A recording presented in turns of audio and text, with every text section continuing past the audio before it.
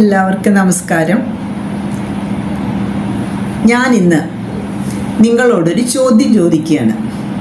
എന്താണെന്നറിയോ? നിങ്ങളെ ഏറ്റവും കൂടുതൽ ഈ ലോകത്ത് സ്വാധീനിച്ച വ്യക്തി ആരാണ്? നമുക്ക് എല്ലാവർക്കും നമ്മളെ ഒരാൾ സ്വാധീനിച്ചിട്ടുണ്ടാവും, ഇല്ലേ?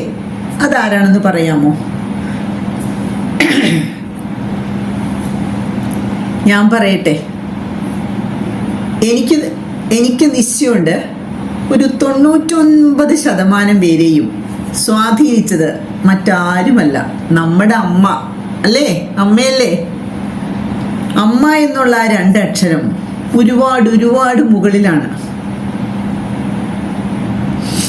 നമ്മളൊക്കെ അമ്മയുടെ ഒരു ഭാഗമാണ്, അല്ലേ? ലോകത്ത് ഏറ്റവും നിസ്വാർത്ഥമായ സ്നേഹം, അൺകണ്ടീഷണൽ ലവ് ആരുടെയാ? നമ്മുടെ അമ്മയുടെയാണ്. മറ്റേത് ബന്ധം എടുത്താലും, ഏത് ബന്ധവും, ഭർത്താവും ഭാര്യയും, അല്ലെങ്കിൽ അച്ഛനും മകളും, സഹോദരികളും, അല്ലെങ്കിൽ കൂടപ്പിറപ്പുകൾ, ബന്ധുക്കൾ, ഫ്രണ്ട്സ്, ഏത് ബന്ധമായാലും അതൊരു കണ്ടീഷണൽ ലവ് ആണ്, അല്ലെങ്കിൽ ഗീവ് ആൻഡ് ടേക്ക്. പക്ഷെ എന്നാൽ നിസ്വാർത്ഥമായ സ്നേഹം എന്നത് അമ്മയുടെ മാത്രമാണ്. അതിന് പകരം വയ്ക്കാൻ മറ്റൊന്നില്ല. നമുക്കൊരു താങ്ങായി, തണലായി എന്നും നമ്മുടെ കൂടെ ഉള്ളത് നമ്മുടെ അമ്മ മാത്രമാണ്.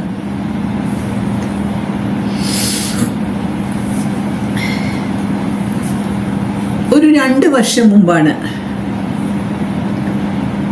ഒരു വേനൽ, പെട്ടെന്ന് വന്നൊരു മഴയാണ്, ഒരു വേനൽ മഴ. ഞാൻ മൂവാറ്റുപുഴയിൽ നിന്ന് ബസ് കയറി പെരുമ്പാവൂര് ബസ് യാത്ര തുടങ്ങിയപ്പോൾ തന്നെ മേഘങ്ങളൊക്കെ പെട്ടെന്ന് ഇരുണ്ടുകൂടി. അപ്പോഴെനിക്ക് തോന്നി നല്ലൊരു മഴയ്ക്ക് സാധ്യതയുണ്ടെന്ന്, നല്ല ഇടിവെട്ടിന്. കുറച്ച് കഴിഞ്ഞപ്പോൾ ഞാൻ പ്രാർത്ഥിച്ചു, ഭഗവാനെ, ഞാൻ എൻ്റെ വീട്ടിലെത്തുന്നവരെ മഴയൊന്നും ഉണ്ടാവല്ലേ. പക്ഷെ എൻ്റെ പ്രാർത്ഥനയ്ക്ക് വിപരീതമായിട്ട് ഭയങ്കര ഇടിവെട്ടും മിന്നലും, കൊള്ളിയാനിങ്ങനെ മിന്നും. എന്നെ അറിയാവുന്ന എല്ലാവർക്കും അറിയാം എൻ്റെ ഇടിവെട്ടിനോടുള്ള എൻ്റെ ഭയം. എങ്ങനെയൊക്കെയോ കാലടിയിലെത്തി, ഓട്ടോ പിടിച്ച് വീട്ടിലെത്തി, ഗേറ്റൊക്കെ വേഗം തുറന്ന് അകത്ത് കയറി കതകടച്ച് കുറേ നേരം ഞാനിരുന്നങ്ങോട്ട് കരഞ്ഞു. എന്താണെന്നറിയോ? ഇങ്ങനെ സങ്കടം സഹിക്കാൻ പറ്റണ്ടായിരുന്നില്ല. ഞാനപ്പോൾ എൻ്റെ അമ്മയെ ഓർത്തു. എൻ്റെ ഈ പേടി, എവിടെയെങ്കിലും ഒരു ഇടിവെട്ടുണ്ടെങ്കിൽ അപ്പം അമ്മ വിളിക്കും, നീ എവിടെയാ,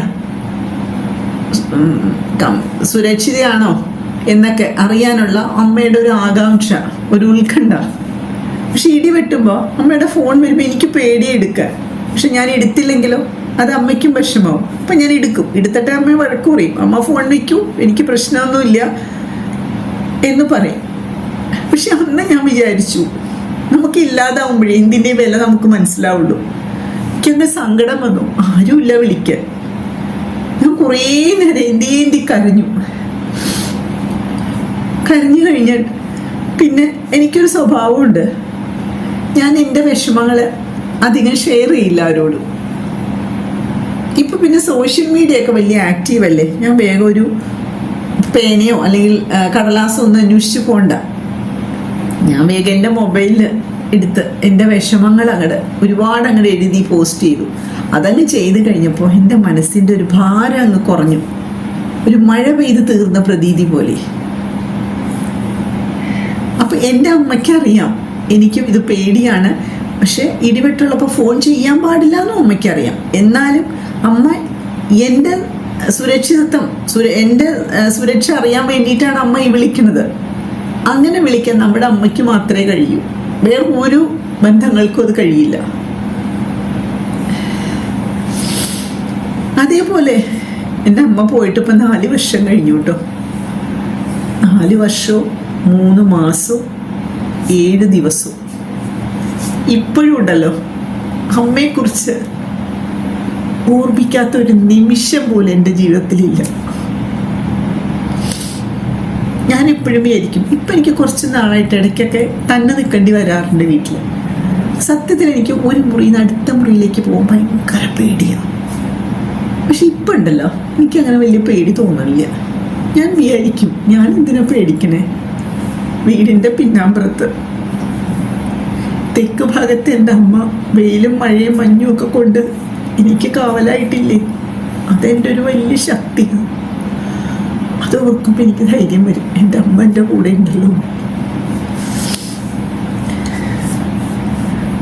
അമ്മയെ സ്നേഹിക്കാത്തവരാരാ ഉള്ളേ? നമ്മുടെ വലിയ വലിയ നേതാക്കൾ, വലിയ വലിയ മഹാത്മാക്കൾ പറഞ്ഞതറിയില്ലേ? സ്വാമി വിവേകാനന്ദ സ്വാമികള്, മഹാത്മാഗാന്ധി, അതേപോലെ നമ്മുടെ ഏറ്റവും പ്രിയങ്കരനായ അബ്ദുൽ കലാം സാറ് പറഞ്ഞിട്ടില്ലേ, 9 മാസം വയറ്റിലും 3 മാസം കയ്യിലും ജീവിതകാലം മുഴുവനും മനസ്സിലും നമ്മെ ചുമക്കുന്ന ഒരേ ഒരു വ്യക്തി നമ്മുടെ അമ്മയാണ്. ശരിയത്, അമ്മയ്ക്ക് മാത്രമേ അതിന് കഴിയുള്ളൂ. നമ്മുടെ ആചാര്യസ്വാമികൾ, അദ്വൈത സിദ്ധാന്തത്തിൻ്റെ ആചാര്യനായ ജഗദ്ഗുരു ആദിശങ്കരാചാര്യർ, അദ്ദേഹം തൻ്റെ അമ്മയുടെ മരണത്തിന് ശേഷം ആ സമയത്ത് അദ്ദേഹം ഒരു മാതൃപഞ്ചകം എന്നൊരു ഒരു കൃതി എഴുതി. ഒരു 5 ശ്ലോകങ്ങളാണത്. അത് വായിച്ചാലുണ്ടല്ലോ, അമ്മയുടെ ഗർഭാവസ്ഥയിലുള്ള വിഷമങ്ങൾ, ആ കുട്ടിയെ ചെറുപ്പത്തിൽ നോക്കുന്ന ബുദ്ധിമുട്ടുകൾ, അതൊക്കെ എത്ര മനോഹരമായിട്ടാണെന്നോ അദ്ദേഹം വിവരിച്ചിരിക്കുന്നത്. ഒരു സന്യാസിയാണ് അത് എഴുതിയെന്ന് ഓർക്കണം. അത് വായിച്ച് അവസാനത്തെ അത് കഴിയുമ്പോൾ നമ്മൾ പോലും അറിയാണ്ട് കണ്ണുനീരിങ്ങനെ ധാരധാരിയായിട്ട് നമുക്കൊഴുകും. അത്ര ഹൃദയസ്പർശിയാണത്. ഇപ്പം യൂട്യൂബിലൊക്കെ വളരെ പ്രചാരമുണ്ടത്, നോക്കിക്കോളും, മാതൃപഞ്ചകം. അപ്പം അമ്മയ്ക്ക് നിർവചനമുണ്ടോ? ഇല്ല, അമ്മയ്ക്കൊരു നിർവചനം ഇല്ല. നിർവചിക്കാൻ പറ്റാത്ത ഒന്ന് അമ്മ. ഒരു സ്ത്രീ പൂർണ്ണതയിലെത്തുന്നത് ഒരമ്മയാവുമ്പോഴാണ്. മാതൃത്വം അത് ദൈവം തന്ന ഒരു വരദാനമാണ് ഒരു സ്ത്രീക്ക്. ഞാനതിന് ജഗദീശ്വരനോട് നന്ദി പറയും. ഞാനും ഒരു അമ്മയാണ്. പിന്നെ ഇവിടെയുള്ള എല്ലാ അമ്മമാർക്കും അവരുടെ തൃപ്പാദങ്ങളിൽ സാഷ്ടാംഗ പ്രണാമം അർപ്പിക്കുന്നു ഞാൻ. നന്ദി, നമസ്കാരം.